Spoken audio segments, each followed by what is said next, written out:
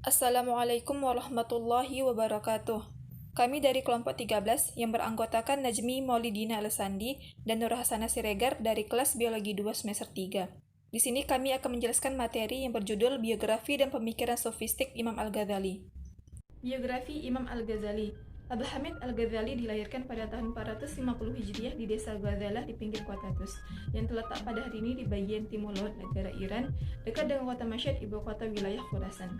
Nama lengkapnya adalah Al-Imam Abu Hamid Al-Ghazali Muhammad. Ayahnya bekerja menenun kain dari bulu biri-biri. Hasil tenunan kainnya dibawa dari desa Ghazalah ke kota Tus untuk dijual di tokonya sendiri. Beliau suka bergaul dengan para ulama dan para sufi untuk memetik ilmu-ilmu agama serta berbakti dan berkhidmat kepada mereka. Karena beliau sering mendampingi orang-orang yang berilmu dan sering pula mendengar ilmu-ilmu dari mereka, beliau mendapat pengaruh positifnya. Lalu beliau berdoa agar dikaruniai anak yang cerdik, berilmu dan juga soleh. Doanya diperkenankan oleh Allah Subhanahu wa taala. Lahirlah anaknya yang diberikan nama Muhammad. Ayah Abu Hamid Al-Ghazali telah meninggal dunia ketika Abu Hamid Al-Ghazali berusia lebih dari 6 tahun. Setelah ayahnya wafat, sahabat ayahnya seorang sufi tersebutlah yang mendidik mereka berdua. Ayah Muhammad Al-Ghazali dan Ahmad Al-Ghazali ada mewasiatkan sedikit harta kepada sahabat ayahnya itu untuk membiayai kehidupan kedua orang anaknya itu. Mereka pertama kali belajar membaca dan menulis dari sahabat ayahnya itu. Tetapi setelah beberapa saat waktu berlalu, harta tersebut habis tak bersisa. Sedangkan sang sufi tidak mampu memenuhi kebutuhan mereka. Lalu mereka dikirimkan ke madrasah karena di sana akan mendapat makanan dan menyambung hidup dari sedekah yang diperuntukkan untuk para pencari ilmu. Mereka mengikuti saran sang sufi. Saran itu menjadi awal kebahagiaan dan ketinggian derajat mereka. Pada masa kanak-kanak, Al-Ghazali belajar ilmu fikih kepada Al-Imam Ahmad Ar-Razzaqani di desa Tus. Kemudian ia pergi ke kota Jurjan untuk berguru kepada Imam Abu Nasr Al-Ismaili. Ia mendapat banyak ilmu dari guru ini. Lalu ia menulis di catatan sebelum ia kembali ke kota Tus. Kemudian Al-Ghazali mengunjungi kota Nasabur dan ia tinggal bersama Al-Syekh Diyuddin Abu Al-Ma'ali Abdul Malik ibn Abdullah Al-Juwaini, atau lebih dikenal dengan nama Imam Al-Haramain Abu Al-Ma'ali Al-Juwaini. Al-Ghazali juga giat belajar hingga berhasil menguasai kitab Al-Muhadzab Asy-Syafi'i, masalah-masalah khilafiyah, seni berdebat, dua ilmu usul yaitu usuluddin dan usul fikih, serta logika. Ia juga mempelajari ilmu kalam dan ilmu filsafat, sampai-sampai ia hafal betul seluruh pendapat kedua tokoh ilmu tersebut. Ia juga berani menentang dan berargumentasi kepada mereka. Ia menulis berbagai macam kitab di setiap bidang ilmu yang ia kuasai di atas, dengan penulisan dan penyusunan yang sangat bagus. Al-Ghazali menetap di Naisabur hingga Imam Al-Haramain wafat pada tahun 478 Hijriah. Al-Ghazali juga bertemu dan berguru kepada guru sufi lainnya, dan salah satu di antara mereka yaitu Syekh Abu Bakar Yusuf Al-Hamid Al-Tusi. Dan tangan guru sufi inilah Al-Ghazali menerima beberapa pembukaan rohani tambahan yang tidak sempat ia terima semasa berguru dengan Syekh Al-Fadli ibn Muhammad Al-Farmadi. Setelah Imam Al-Haramain wafat, ia kerap mengunjungi istana pemerintahan untuk menemui Menteri Nizam Al-Mulk yang majelisnya menjadi tujuan ulama, imam, dan para fuqaha. Ia tinggal di istana pemerintahan hingga tahun 484 Hijriah. Ia pun ditunjuk sebagai pemimpin madrasah Nizamiyah di kota Baghdad. Ia pun segera pergi ke kota Irak untuk melaksanakan tugas tersebut. Al-Ghazali mendatangi kota Baghdad pada umur 34 tahun. Di madrasah ini, ulamaannya mencapai puncaknya. Majelisnya dihadiri oleh 400 ulama besar, pemimpinnya banyak, bahkan mengungguli para pembesar dan para penguasa pemerintahan. Ia menjadi imam Irak setelah menjadi imam Khurasan. Pada masa ini, Al-Ghazali mencapai puncak kejayaannya. Dunia tunduk dan berlutut di hadapannya. Ia mendapat kekayaan dan popularitas, juga kedudukan dan pengaruh yang kuat. Meski begitu, ia tidak berhenti mencari ilmu. Ia mempelajari ilmu-ilmu yang rumit seperti tasawuf dan ilmu filsafat, dan membaca berbagai kitab yang berkaitan dengan itu, yang kemudian sangat mempengaruhi dan menimbulkan perubahan besar dalam perjalanan hidupnya. Tetapi keadaan hidup yang penuh dengan kemagahan ini, ada satu keadaan tertekan yang boleh diumpamakan seperti air yang sedang menggelegak. Ini telah menyebabkan Imam Al-Ghazali jatuh sakit.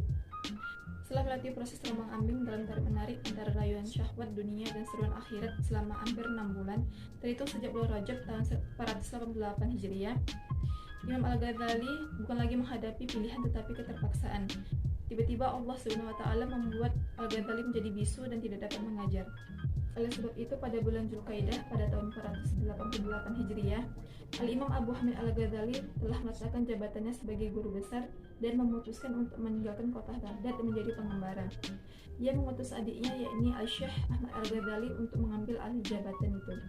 Kemudian ia mewakafkan seluruh hartanya setelah ia sisihkan untuk nafkah sehari-hari keluarganya dan untuk bekal perjalanannya. Untuk menghindari prasangka buruk dan kekacauan dalam berita, ia hanya mengumumkan bahwa ia pergi ke Makkah Al-Mukarramah untuk melaksanakan haji. Imam Al-Ghazali meninggalkan kota Baghdad dan pergi menunaikan ibadah haji dan pergi ke kota Syam.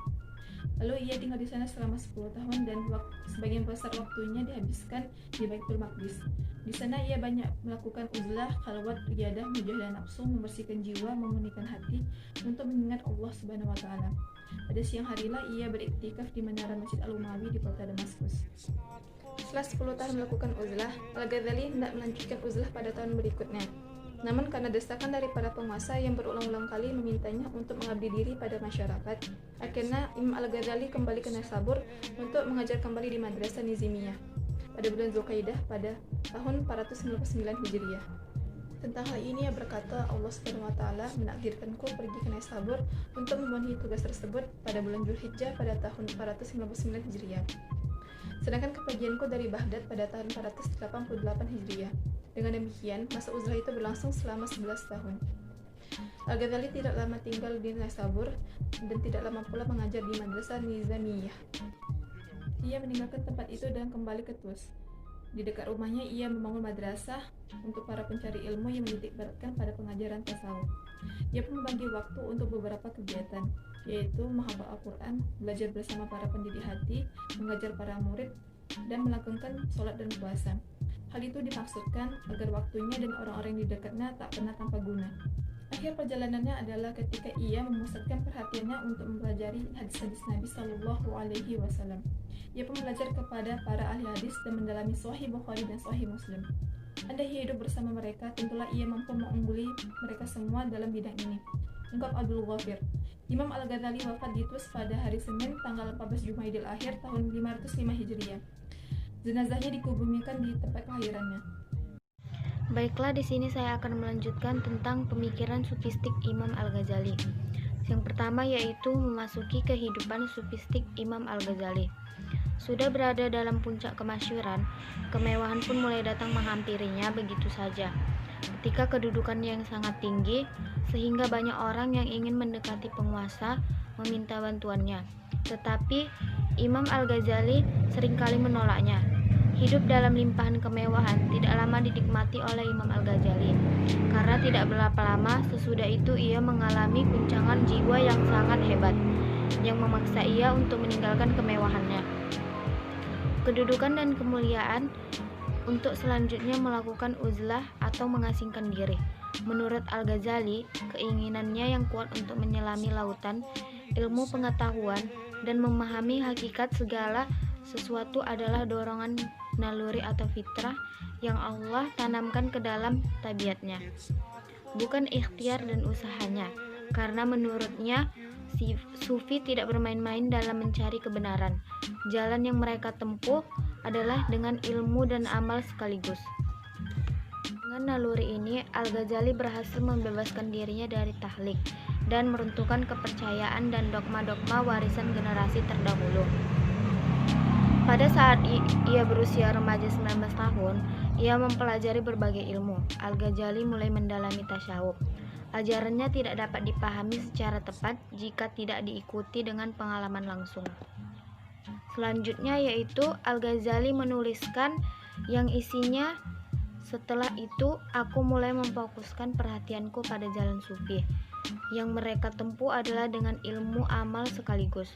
Aku memulai mempelajari ilmu mereka dengan menelaah tasawuf seperti Qut al-Qulub, karya Abu Thalib al-Makki, karya-karya Abu Harits al-Muhasibi, karya Al-Zunaid As-Sibli, Abu Yazid al-Bustami, dan karya sufi lainnya. Tetapi jalan sufi bukan hanya ilmu semata. Ilmu hanyalah bagian kecil dalam tasawuf. yang mengantarkan seorang bisa meraih cahaya adalah amalannya, menggantungkan harapannya hanya kepada Allah, menjauhkan diri dari kemewahan, kedudukan, popularitas.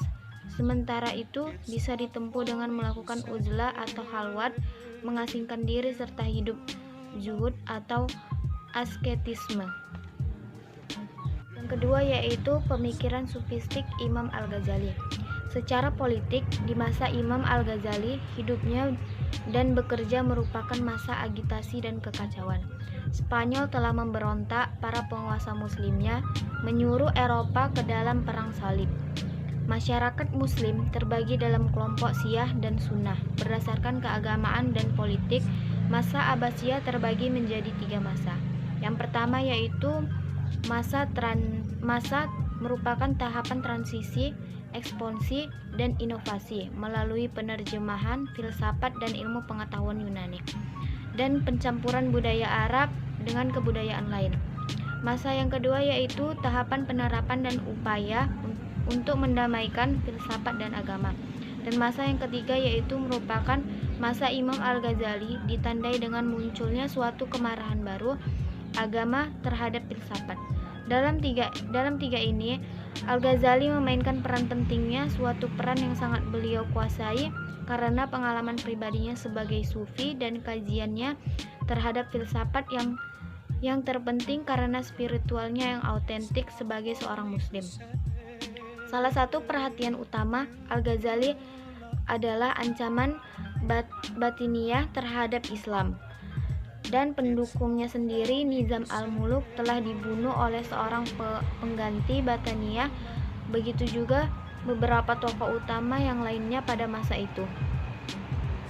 Alasan utama Imam Al-Ghazali menjadikan dirinya penempuh jalan sufi adalah bahwa mereka, para sufi, sungguh-sungguh meyakini keharusan penyucian hati. Maksudnya sufisme bukan hanya dipelajari tetapi untuk dijalani. Syarat pertama untuk memasuki jalannya adalah penyucian hati dari semua selain Tuhan. Dalam jalan seperti ini, teori digabungkan dengan praktek, begitu juga cara khusus menjadikan karakteristik sufisme. Zauq yaitu rasa atau pengalaman langsung. Adapun tahapan-tahapan mencapai kehidupan sufistik mulai dari kejuhadan yang menyucikan hati sampai zikir yang tidak berkesudahan menuju tahapan penyatuan atau menyatu dengan Tuhan. Karya-karya dalam bidang tasawuf di bawah ini adalah buku-buku yang ditulis Al-Ghazali dalam bidang tasawuf berdasarkan beberapa sumber. Namun ada kemungkinan masih ada buku-buku lain yang ditulis Al-Ghazali, tetapi menurut beberapa sumber, buku ini dibakar dan dibuang ke dalam sungai ketika pasukan Mongol menghancurkan kota Baghdad.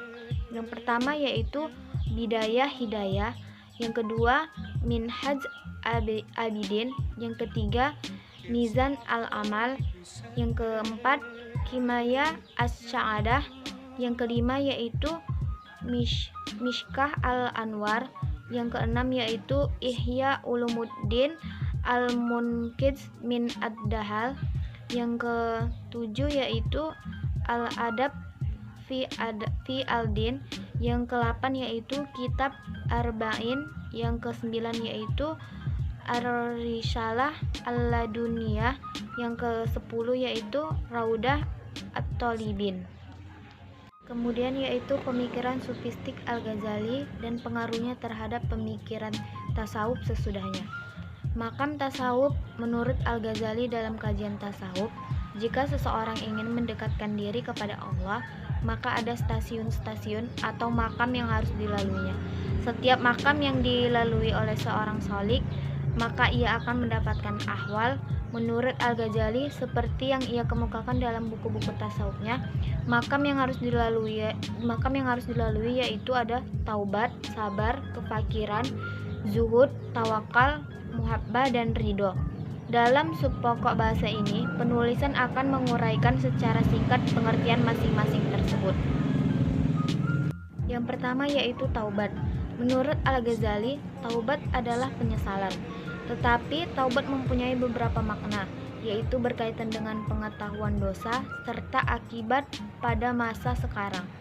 Keinginan untuk meninggalkan dosa yang telah ia lakukan pada masa yang akan datang dan bertekad untuk menghentikan seluruh dosa tersebut agar terjalin kedekatan kembali dengannya. Yang kedua yaitu ada sabar. Sabar menurut Al-Ghazali ada dua bagian, yaitu sabar yang berkaitan dengan fisik dan sabar secara psikologi atau non-fisik. Sabar yang pertama yaitu berkaitan dengan beban berat yang dialami oleh tubuh ketika melakukan pekerjaan ataupun melakukan ibadah. Sedangkan sabar dalam pengertian yang kedua yaitu berkaitan dengan jiwa dalam menahan berbagai tuntutan hawa nafsu. Ketiga yaitu ada fakir. Kefakiran diartikan oleh Al-Ghazali dengan membutuhkan bantuan Allah untuk melanjutkan wujudnya karena tidak tersedianya apa yang dibutuhkan seseorang. Yang keempat yaitu ada zuhud, yaitu menghindari diri dari kemewahan duniawi, menguasai hawa nafsu dalam segala jenisnya. Yang kelima yaitu mahabbah. Dalam pandangan Al-Ghazali, mahabbah adalah peringkat tertinggi dari keseluruhan peringkat yang harus dilalui, yaitu cinta kepada Allah melebihi cinta kepada yang lainnya. Yang keenam yaitu ada tawakal. Tawakal dalam perspektif Imam Al-Ghazali bahwa orang yang tawakal itu harus memiliki ilmunya. Tawakal tanpa ilmu, maka tawakal yang dipahami mungkin bisa saja keliru. Hal itu terbukti misalnya dalam kehidupan sehari-hari, tidak sedikit orang yang pasrah diri tanpa usaha dan mengatasnamakan tawakal. Sikap pasrah diri yang berlebihan tanpa usaha maksimal menjadi salah satu pemicu kemunduran umat Islam dalam berkompetisi dalam bidang ekonomi. Juga ilmu pengetahuan dan teknologi. Kadang terdengar ada sebagian orang yang hanya bertopang dagu dengan mengeluarkan statement bahwa jika memang Allah SWT memberi rezeki hari ini, tidak perlu susah-susah berusaha, tetapi cukup diam saja di rumah, nanti rezeki itu akan datang dengan sendirinya. Bukankah rezeki itu sudah ditentukan Tuhan? Bukankah terlihat banyak orang yang hanya bersusah payah tapi hidupnya tetap miskin? Namun tidak sedikit orang yang hanya berdiam diri tapi hidupnya penuh dengan kemewahan. Yang ketujuh yaitu ada ridho. Menurut Al-Ghazali, ridho merupakan buah dari cinta mahabbah. Jika telah kokoh cinta sang hamba kepada Allah SWT dan ia tenggelam dalam lautan cintanya, maka ia rela terhadap apapun yang dilakukan sang kekasih. Ridho merupakan kondisi hati. Jika seseorang mukmin dapat merealisasikan, maka dia akan mampu menerima semua kejadian yang ada di dunia dan berbagai macam bencana dengan iman yang mantap, jiwa yang tentram dan hati yang tenang. Bahkan dia akan sampai pada tingkat yang lebih dari itu, yaitu merasakan kebahagiaan dan kesenangan terhadap pahitnya takdir. Selain tingkatan magam yang telah disebutkan di atas, Al-Ghazali mengemukakan masalah-masalah yang berkaitan dengan batin yang merupakan kondisi hati sanubari, yaitu al-khaufu wal ar-raza. Al-khauf yaitu takut kepada Allah dengan merasa pedih dalam hatinya jika ia terjerumus ke dalam hal-hal yang dilarang. Al-raza mengharap, yaitu di mana seseorang secara sadar menggantungkan harapannya hanya kepada Allah semata. Sekian dan terima kasih. Mohon maaf bila ada kekurangan dan kesalahan. Assalamualaikum warahmatullahi wabarakatuh.